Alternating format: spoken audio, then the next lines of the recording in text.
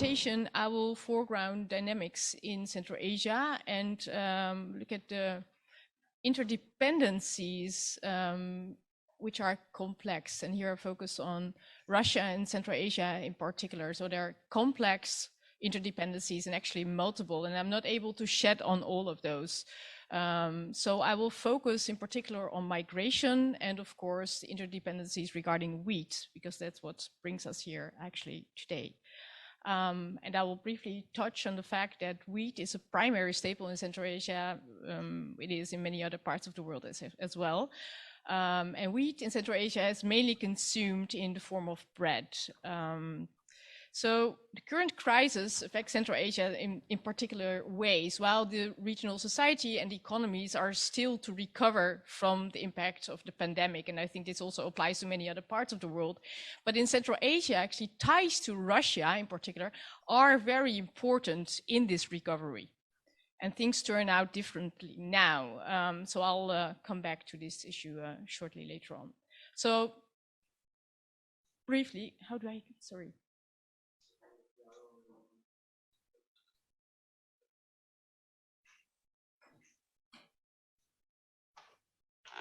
Oh, now it works. Yes. Okay. Yes. Thank you. Okay. So I'll briefly, I will look at the interdependencies that exist. So I'll characterize them. Then I'll focus on what has changed in the Russian invasion and what's the impact on Central Asian livelihoods. Then I'll look at the way in which actually this impacts Central Asia with the fact that it deepens vulnerability in parts of Central Asia. And then I'll conclude. So, as I mentioned, there are complex interdependencies between Russia and Central Asia. And I assume many of you know about Central Asia. It consists of 5 republics: Tajikistan, Turkmenistan, Kyrgyzstan, Kazakhstan, and Uzbekistan. And they are located south of Russia, and all were part of the Soviet Union until 1991. And, well, during the Soviet time, the republics were strongly integrated in terms of the economy, and part of the ties that exist today actually cannot really well be understood without attention to the past. But of course, ties have changed in character. And nowadays, we look at Russia-Central Asian interdependencies and interactions. These mainly concern security, trade, aid, labor, and citizenship, which I'll come to shortly later on as well. So the countries interact bilaterally, multilaterally in various ways. Interestingly, Putin's first foreign trip recently was to Central Asia. So he visited the capital city of Tajikistan on the 28th of June, which actually indicates that Central Asia is very important. And part of the reason actually is that Russia has an big interest in security and stability in Central Asia. And actually its biggest foreign army base is in Tajikistan, located close to the capital city, Dushanbe. At the same time, the Central Asian countries really want to keep the ties with Russia warm. And this particularly relates to the fact that the Russian government supports the authoritarian regimes, as well as that Russia is a primary destination for Central Asian labor migrants. So imagine that if Russia would close its borders, all these migrants would, well, have to return home, and with the lack of domestic employment opportunities, there will be a high unemployment.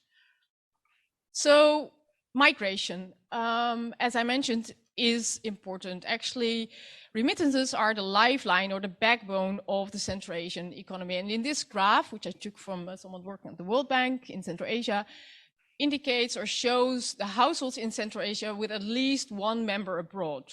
And where are they? Most of them are in Central Asia, in Russia. So downturns in the Russian economy have a direct impact in Central Asia. For instance, remittances are used at the start of the season for farmers to purchase seeds and fertilizers. It's used for general consumption needs, access healthcare, and education. They're basically used for everything. So what we see now is that these remittances are going to decline, or actually are already declining. what I already mentioned was that Central Asia was actually recovering. Migration actually was increasing recently again until the invasion in Ukraine. You see a big drop, but these are also, these are basically overviews of the last few years. And you see that this is for Tajikistan, is that migration was, quickly increasing actually in the first months of 2022. Something else which you may not be aware of is that people in Central Asia, and particularly in Tajikistan, where you see, have increasingly applied for a Russian passport in recent years. Tajikistan ranked second after Ukraine in 2020 in terms of people applying and obtaining a Russian passport. Why? First of all, for the migrants, it makes working and living in Russia much easier because of the patents that are not required. Residency is becoming easier. And people have the right to a Russian pension, which is also an incentive even for elderly in Central Asia to apply for a Russian passport. Because if you have a working history in the Soviet Union and you get a Russian passport, you can have the right to pension, which is much higher actually than what people could get in Central Asia.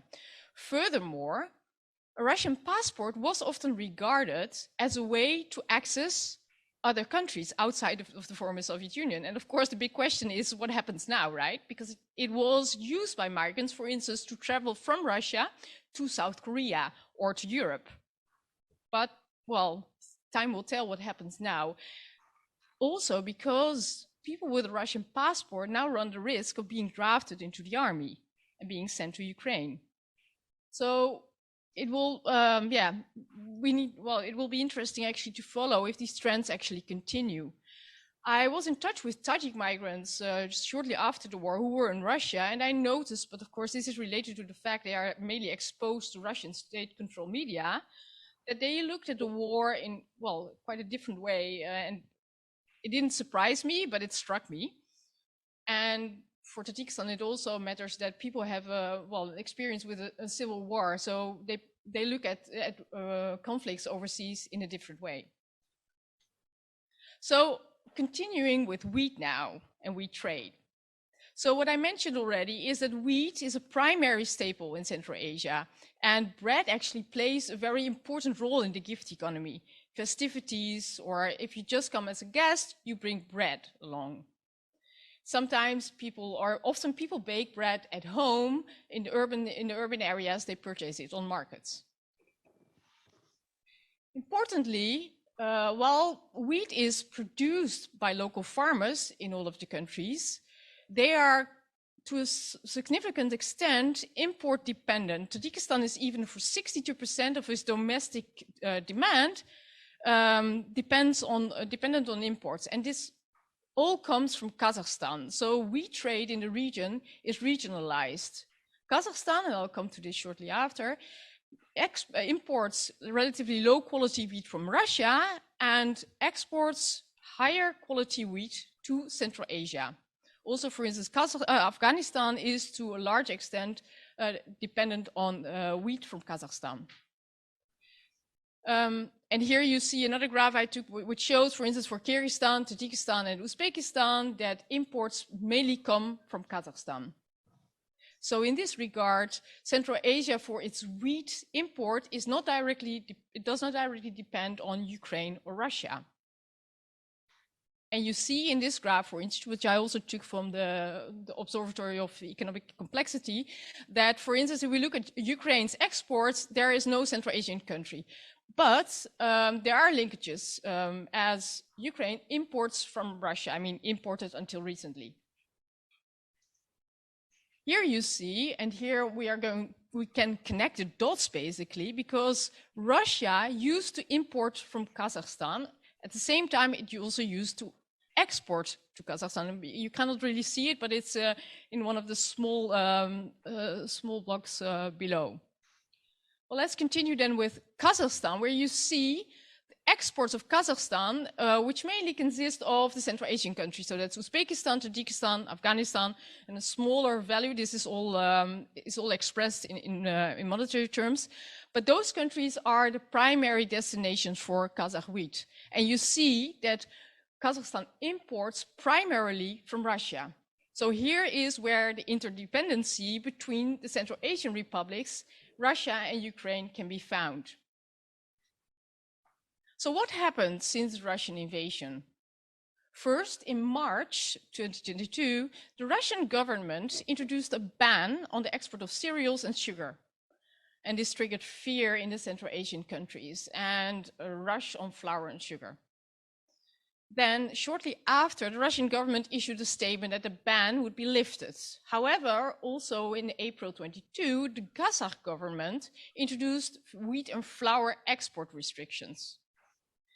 At the moment, there are no wheat shortages or food shortages, but prices have increased. For instance, in Tajikistan, prices of flour increased 30 to 50%. Near a photo on the right, you cannot see it very well, but yes. In 2020, when I was in Tajikistan, one bag of flour, that's 50 kg, what people normally buy, was 180 simoni, which is approximately $20 at the time. Nowadays, it's around $30 and equals around like a monthly pension of a former kolkhoz, so like a retired kolkhoz worker. So one person can buy with his monthly pension one bag of flour, which is of course nothing. And in those situations, in normal years, migrating family members would support the family. But of course, with dwindling remittances, the question is what is going to happen? At the same time, inflation also leads to price increases. And the question is if speculation is also part of the story.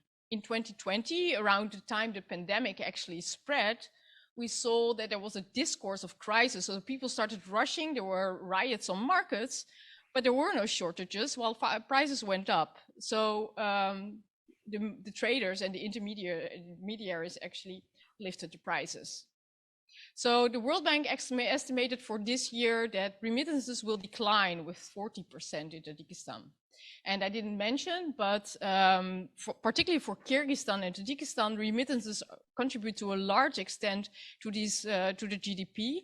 In Tajikistan, for instance, in 2013, remittances contributed to around 40 or almost 50% of the GDP. So it's the lifeline of the economy, basically. So what happened as well, and here you see, I find it remarkable to look at exchange rates. You see that the dollar, and I took an overview of the dollar, the exchange rate of the dollar and the Uzbek some, and for Tajikistan, and the ruble. And that's actually, I'm confirmed by some people in Tajikistan I recently talked with, is that the ruble increased in value while the dollar declined. So that's actually quite interesting to see this year. And of course, the economies are strongly tied to the ruble. Yeah. Sorry. So the changes in what I already mentioned is that remittances were actually rising, but they are falling now. So yeah, we see the impact of COVID actually continuing and further deepening. So what happens is that it deepens vulnerability. Increases in food prices, decline in remittances, inflation, these are diverse aspects actually that deepen vulnerability. But these have partial political economy roots. In Tajikistan, over 30% was food insecure in recent years. And remarkably, in 2019, the poverty rate in Tajikistan was highest in the primary agricultural region, the Khatlon region, which is the region with most arable land, actually. Part of the reason is that the state is still intervening in farming. In the lowlands, farmers are, for instance, forced to grow cotton, which is, well, hardly profit-making for most of them. And donors have been pushing and continue to push towards an export-oriented agricultural economy, which means that the economy even becomes more tightly integrated, and farmers will be forced to purchase staples while growing cash crops. At the same time, a land market is being introduced, and urban capital and those with political connections are now moving into farming. So this will only deepen inequality, particularly in the countryside. So to conclude, what happens in Central Asia is that there are no wheat shortages at the moment. Prices are increasing. There's inflation and decline, and there's a decline in remittances. And the question, of course, also is what the role of speculation, or what speculation actually does with the prices at the moment. You may also wonder about China, which I didn't mention at all so far. So what about China in the region, which is an actor which is growing in presence and importance bilaterally, but also at local level, because actually employment opportunities are created with investments. Yet Chinese actors don't have a big role in agriculture thus far. There's investments in land, but those are relatively limited. What's grown by the Chinese actors is either sold on local markets, and only a limited amount is being exported to China, which then, for instance, concerns cotton. Yeah, so I would like to conclude here. I mean, yeah, time has to tell how things will develop in Central Asia, but definitely this comes up. This comes on top of the impact of COVID, and yeah, we'll have to see. Yeah.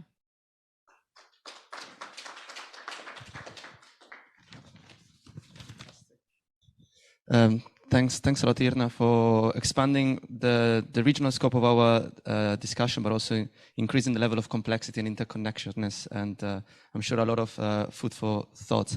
I will go to the second presentation, and then we have like 15-20 minutes at the end for questions for both speakers. So Jiayi Zhou, oh, it's online. All right. Are you there online?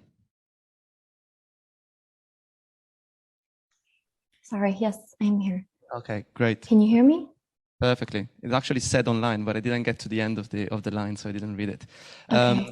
Yeah, thanks for being with us. So your presentation is on agricultural axis, Sino-Russian food relations in the aftermath of invasion.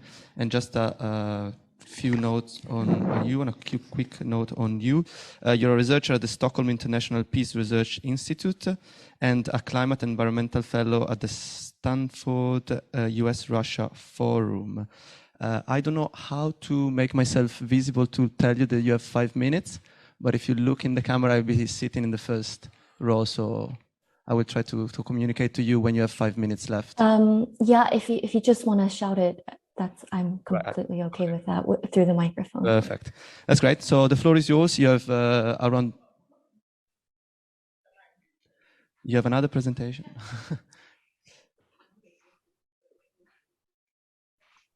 So are we shifting her slides?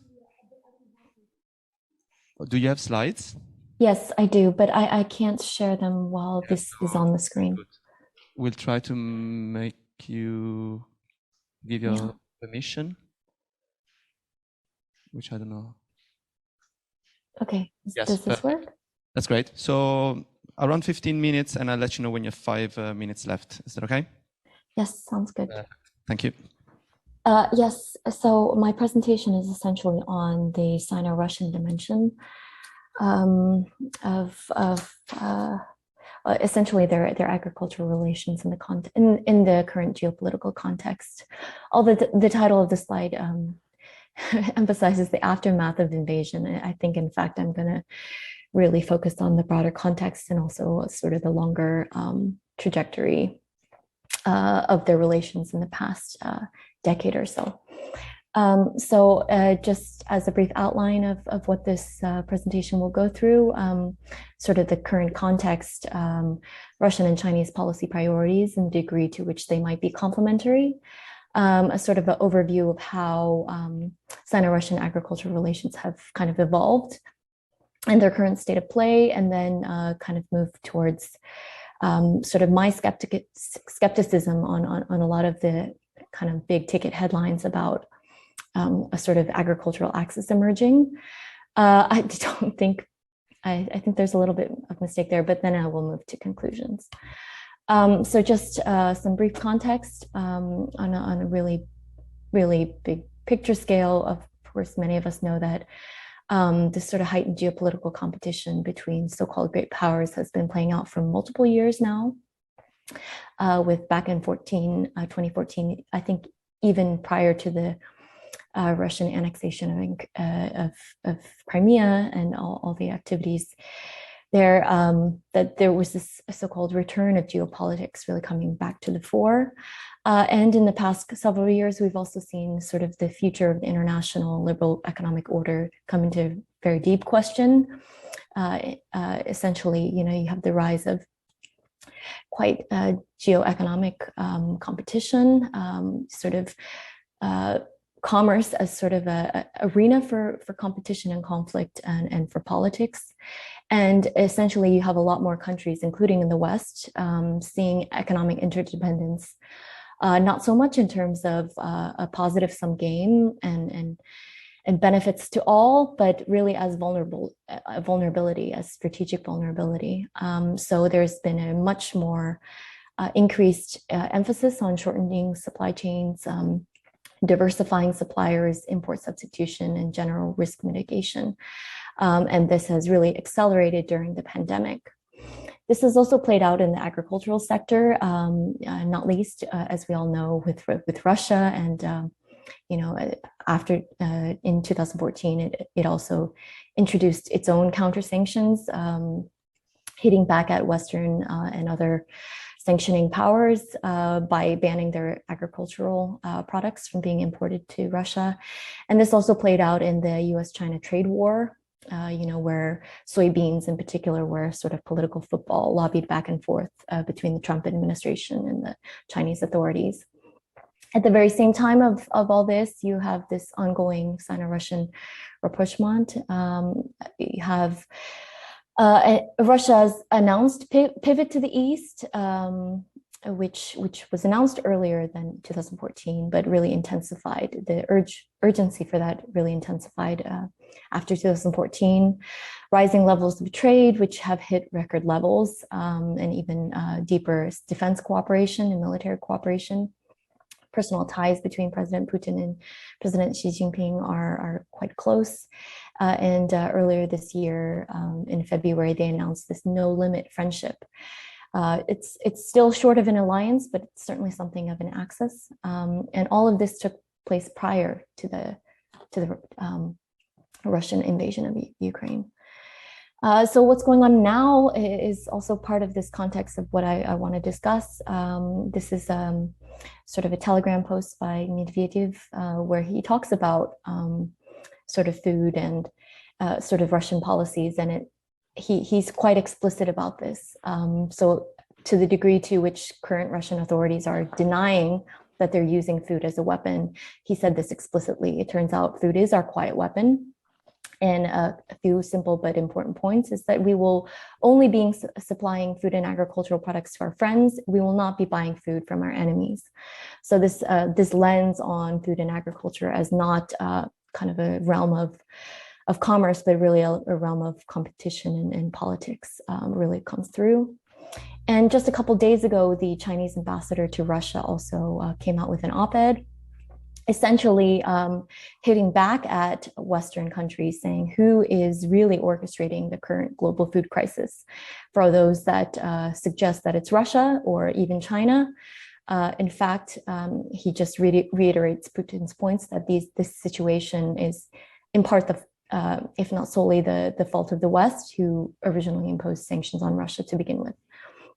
And he reiterates that food security is of utmost importance to China, and that China is, again, not a threat to global food security, contrasting to the points of Western analysts.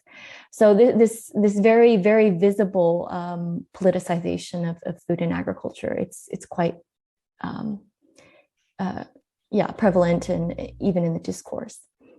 But it's worth kind of reflecting more broadly, but beyond heated words, what the actual policy priorities of both sides are.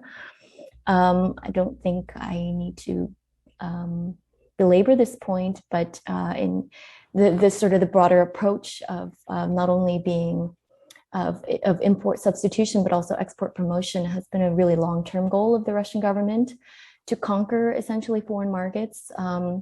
And this is really facilitated by this idea that, Russia has quite a lot of capacity, that, so-called we are the richest country, not only in terms of oil and gas, but in terms of the possibilities of agriculture, and this awareness that that food can be used because it is so essential, such an important commodity in global markets, and of course for humanitarian reasons as well.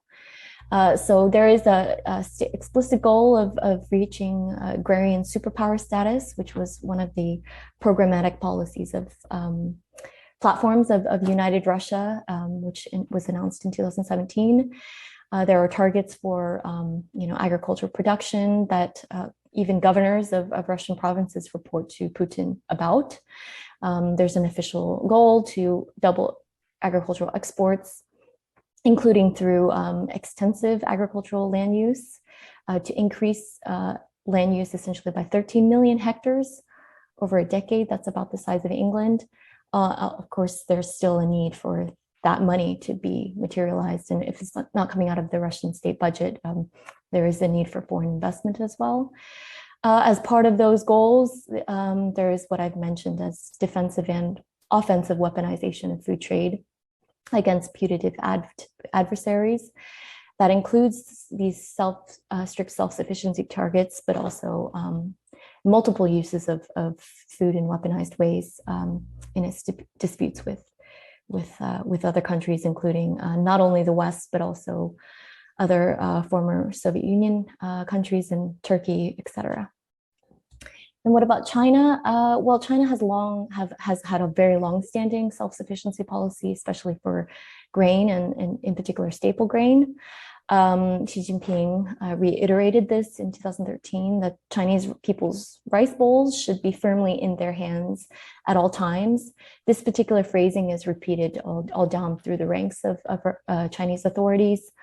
And Xi Jinping has reiterated it in 2022. This has been very, very constant.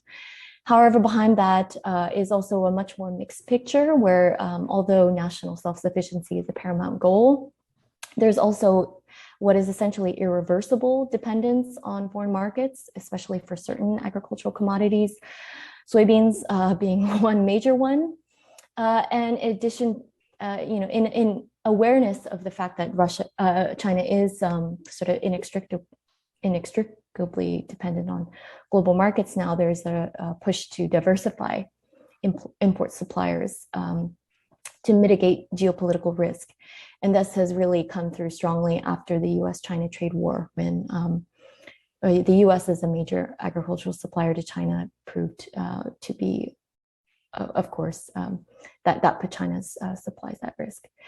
In addition, there's sort of the commercial interests. Chinese enterprises have been interested in foreign investment opportunities through a longstanding going out policy that includes the agricultural sector.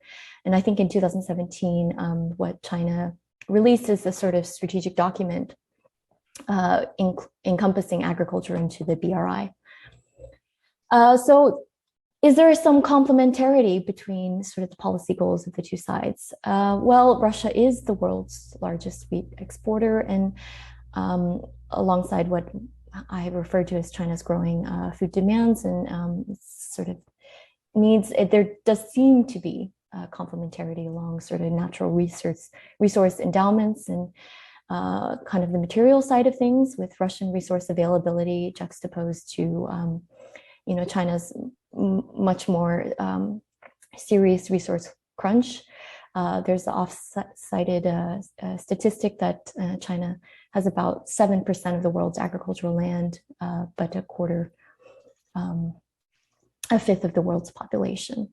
So that, in addition to sort of the sensitivities around, who trade partners actually are, does seem to lead to sort of this natural perspective that the two would be great agricultural partners. And that's borne out a little bit in the evidence, where Putin himself, after the US-China trade war, during the US-China trade war, said that Russia is happy to supply soybeans to China and is essentially would like to take part of the market that he said that the West had voluntarily given up in China. But I will introduce some doubts to that, to how far that can go in the rest of this presentation. So, if you can hear me, you still have a couple of minutes.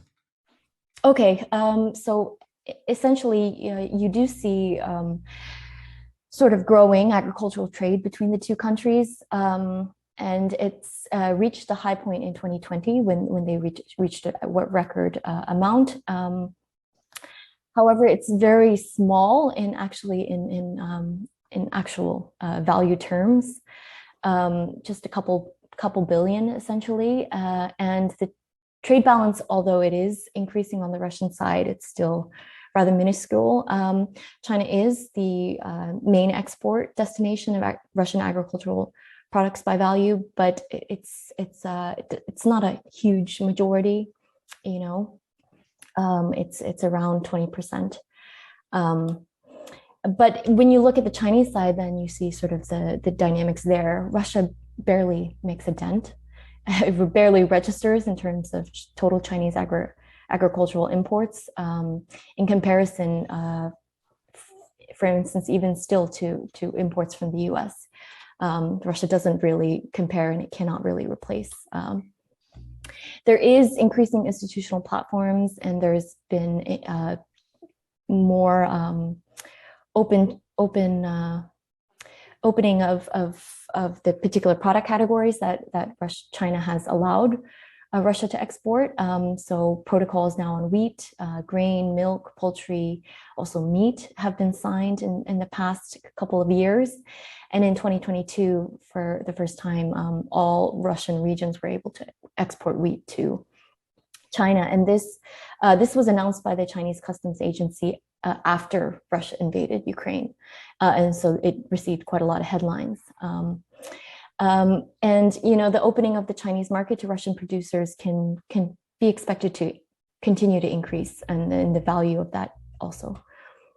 And this, but again, I would start to move into this realm of doubts. 2018 was the first year that Russia entered into China's top 5 soybean suppliers, but of these, you know, top 5, it was still only 1%. So the aggregate amount is incredibly minuscule in Chinese terms. And then in terms of this being any sort of special relationship, you know, special geopolitically, special economically, I would again suggest that Russia is essentially just one player among a really, really broad mix of Chinese suppliers. And the Russian Minister of Agriculture mentioned China is simply the country to which all export-oriented countries want to supply their products, and Russia is not any sort of special exception to that. So just to briefly go over some of the divergence and the barriers to this, again, high self-sufficiency targets, including in the context of national security for both countries. China's food self-sufficiency strategy remains relatively resolute, particularly in relation to edible grains, and these are not feed grains, but things like wheat and rice. Soybean is a completely different category because this is mostly for animal feed, but that is a product in which China is incredibly dependent on global markets for, but Russia is barely a producer in that. In terms of that, because grain is so strictly monitored and strictly controlled in China, their president of the Russian Grain Union a few years ago did mention there's not any particular prospects for the growth of grain sales to China. And that's really where Russian exports are dominate in these kind of low value-added staple crops. And they have relatively limited competitiveness in higher value-added agricultural and food products. You know, this recent approval of grain exports from all Russian regions by China, which was announced after the invasion of Ukraine, that of course is significant. However, the importance of these grains in Chinese diets, to the extent that Russian exporters can even get part of that quota, is diminishing. resource availability for soybeans in the Russian Far East, where they're primarily grown, it's much more limited than has been suggested in media portrayals. There are soft and hard infrastructural constraints to increased exports, with a lot of the value-added products coming actually from the western side of Russia and having to be shipped all the way across the world down through the maritime route over and across to the ports in China, rather than, for example, utilizing that border region which they share. So the agricultural partnership is likely to grow in value and volume terms. It may even reach Russian policy targets for various reasons. However, in the broader context of things, sovereignty concerns do not make integration. And I would say that this applies to the broader Russia-China political and economic relationship. Overall, the overall direction of dependency, it replicates the same dynamics as in the overall relationship, where China matters much more to Russia than vice versa. And Russia is only one piece in what is a really robust Chinese policy of diversifying supply channels, including Ukraine. And Russia is by no means the most important there.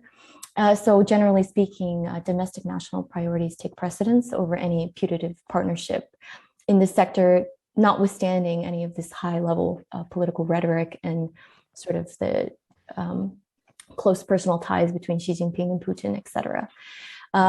Again, there are also structural barriers of kind of market barriers, structural barriers, in addition to political ones. And again, China has mostly monopoly power and sets sort of the terms of the agricultural relationship.